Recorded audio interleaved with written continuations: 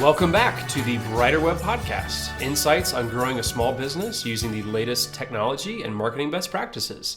I'm Robert Carnes, joined by my co-host, Mickey Miller. Hey, good to see you, Robert. Excited to dig into this one. Another boring but essential one for people to dig into. So let's unpack it a bit here. Should that be the tagline for this podcast? Boring but essential? I hope not. We have some pretty good ones. So. I think so as well. And this is something that I'm interested to learn from you on, because I've tried to take a more intentional approach to my personal online privacy and security.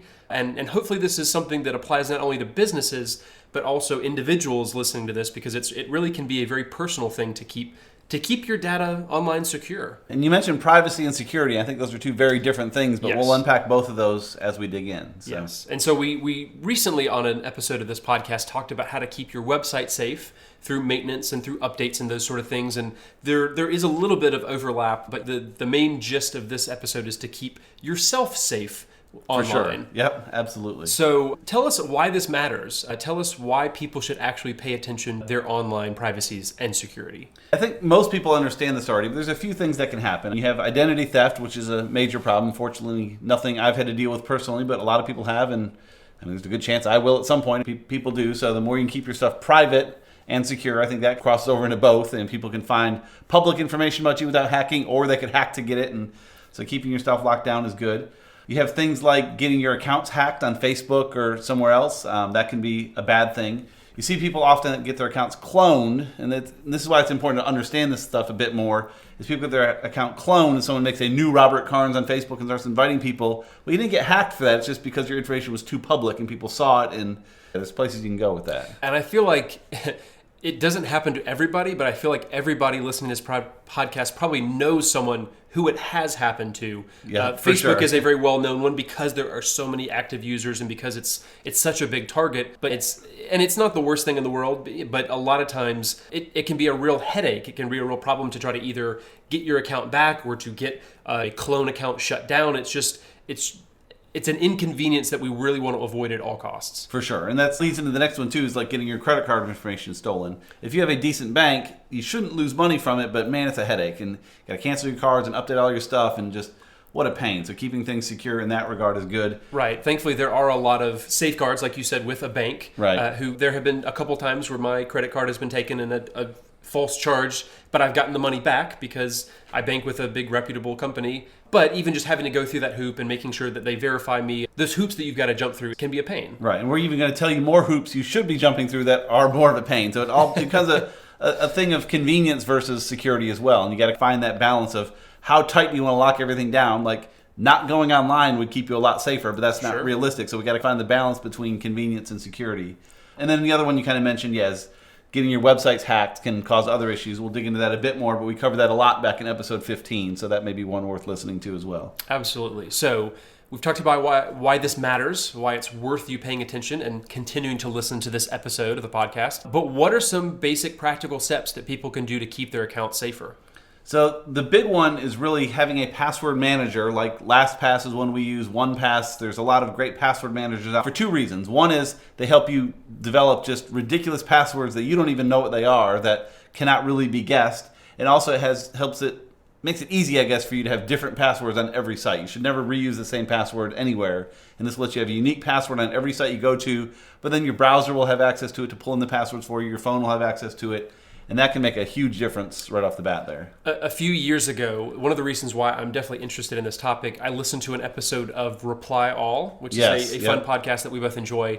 And it basically detailed all the ways that a hacker can get your password and uncover vulnerabilities. And I very quickly did a bunch of things like adopting a LastPass, password manager to keep my things a little bit more secure. Because part of this is also, you're never going to be unhackable. You're never going to, like you said, unless you're just not on the internet, which is not practical. But you really just want to be less easy to hack. You want to be slightly more difficult to hack than the average person, and then you're at least somewhat safer. Exactly. And the other piece that makes you, again, you cannot be unhackable, but makes it much more unlikely to get hacked is having two-factor authentication set up. And so you probably heard about this, two-factor or dual-factor authentication. The idea behind it is really there's three factors, three ways you can identify yourself. One is with something you know, like a password. One is with something you have, like your phone, and one is with something you are, like your fingerprint, or some have like iris scans or face recognition or whatever. And so dual factor means using more than one of those. Like most places do it on something you know, a password. So they ask for your password. So dual factor is saying, hey, we're going to do something and one of the others. So it may be we're going to send you a text message to prove that you have your phone. So it's something you know, a password, and something you have, your phone. Or you have to put in your fingerprint on the phone. So it's something you have, it's something you know, a password, and something you are, your fingerprint. And so just getting that second factor makes it very difficult. If someone steals a password list or hacks into a site, they have one of the factors, but they can't get the other one. And if they steal your phone and can have your intercept text messages, they still don't know your passwords that you know. Having dual factor makes it much more difficult to get hacked. So after listening to that episode of Reply All, one of the things that I did, not only downloading an authenticator app, but I also bought a YubiKey, which you joked about in a staff meeting that we had recently, that to be a true nerd, you have to know what a YubiKey is. Exactly. And it's really just it's a separate authentication thing that I plug into my computer anytime I have to dual factor something. Mm-hmm. To log into one of my accounts, I plug this little flash drive in, and it basically says, yep, this is the right person. You can let him through. Right. It's something you have. So right, yeah, proving that you have this device and you know the password. And again, the dual factor of that makes it much more difficult for you to get hacked. And the idea behind this is that most of us, big celebrities and government officials aside, for the most part, hackers aren't going after you or me. They're going after the easiest targets they can find. Yes. And so get a list of passwords. They try to log into Mickey's account and it has dual factors and say, on to the next one. I'm just going to find an easier target. So make yourself a more difficult target, and a lot of hackers will just go away and find easier prey. Another question that I have, even just for my own selfish reasons, if you do have a password manager and you do have strong passwords for each of your different accounts, do you recommend changing those passwords frequently? Is it okay to keep that same password into eternity, or do you still recommend updating those passwords on a semi-regular basis? Updating passwords has not been proven to help. There's been a lot of studies saying just the sake of updating passwords doesn't really make a difference. If you have a unique password on a unique server that's never been hacked, why would you change it? It can't hurt to change, I guess. There's no harm in it as long as it's unique. But companies that have, like our bank that we use, I've gotten on them a few times because they require you to change your password every 60 days, and there's no reason for that. If we have a good secure password, that's just an annoyance, and then it actually, in that case, I think makes it less secure. So I do have to share that with my business partner and others, and so that opens up another vector for that password to get out. But it doesn't hurt to change it, but I think having a unique, strong password and dual factor is by far more valuable than just changing periodically. Well, that makes me feel good, because it did take me a few hours to update all my passwords when I decided to make this change and add everything into a password manager. So it took a good investment of time, right. But thankfully I'm not having to kind of continually to replicate that every year or every quarter or something like that. Exactly. And when you do get a password manager, you're going to have to change all your passwords that time, because you probably have the same one a lot of places and all that. But once it's done, you should be good. Because again, if one site gets hacked, if your Home Depot account gets hacked, that password's out there, you might need to change that, but you're not having to change the others because they're different anyhow, so it doesn't matter.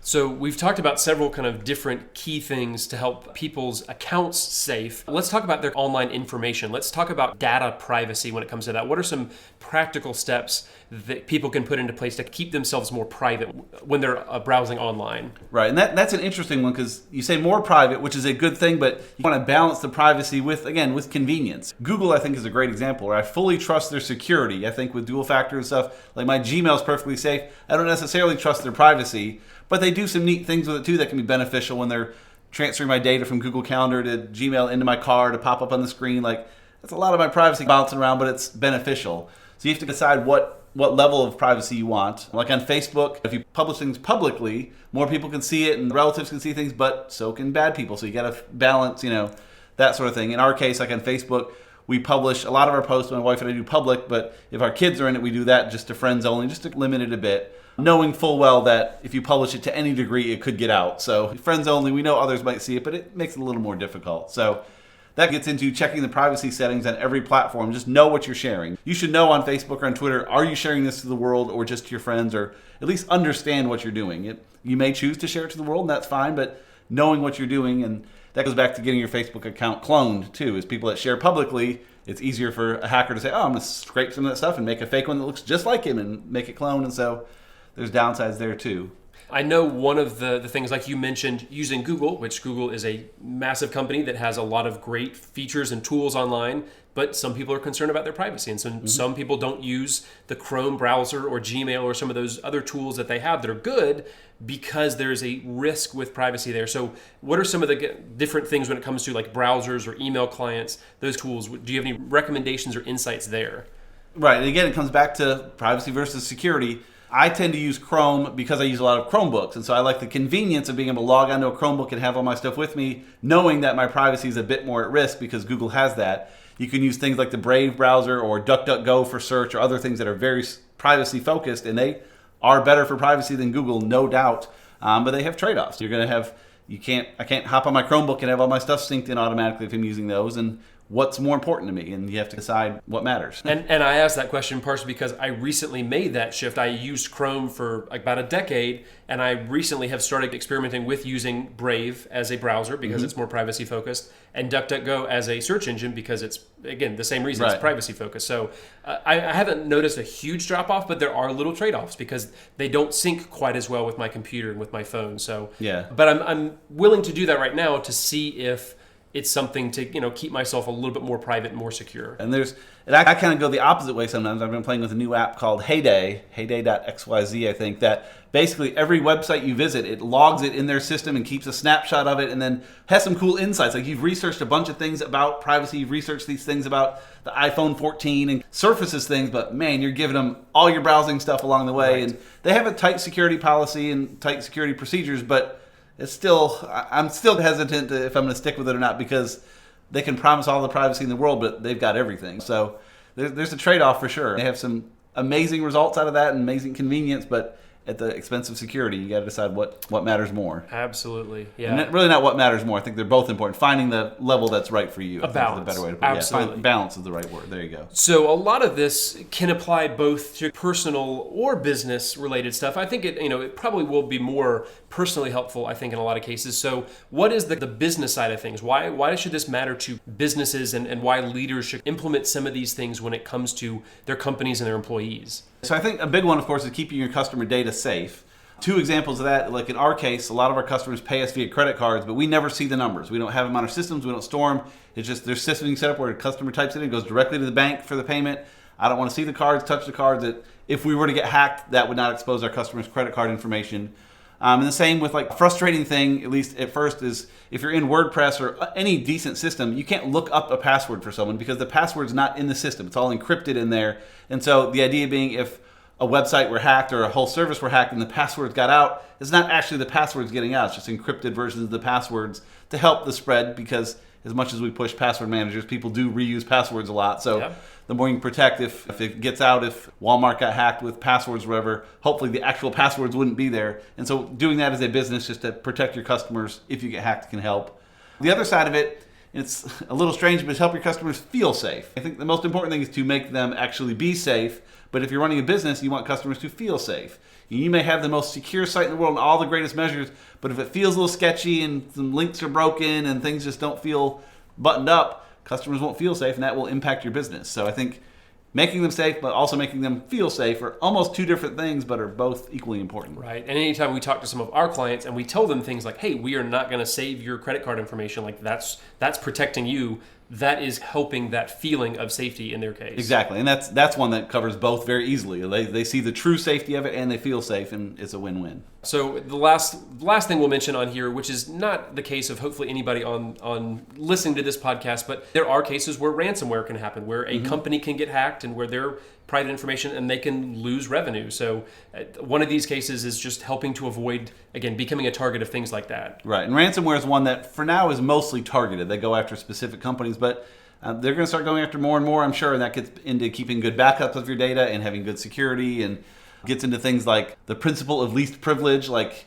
giving employees and customers only access to what they need, not giving them just like, hey, we'll make you an administrator on the system so you can get whatever you need. Like, no, Robert needs access to this thing, and Allie needs access to that thing, and Mickey needs access to this, and lots of security policies. We could talk for a long time about how that works, but just keeping things as tight as you can, and then having backups of things to the extent possible if that goes sideways. Awesome. Well, thank you so much for all this advice, Mickey. I'd say if there's one thing that people can take away from this, it might be just getting a password manager and having secure passwords. Yep. That will take you a lot further than a lot of people already are that have just weak passwords and use the same exact one on every platform. So yep, that's a great place to start. And things like Lastpass, which is one we like, the premium version to get on all your devices is like $5 a month or something. It's ridiculous. So it's absolutely worth doing. Right. So. And if you pay $50 a year or whatever that is well worth. I think if you got hacked and you lost your Facebook account, you would very happily have paid $50 to avoid something like that. So go ahead and be proactive. Sure.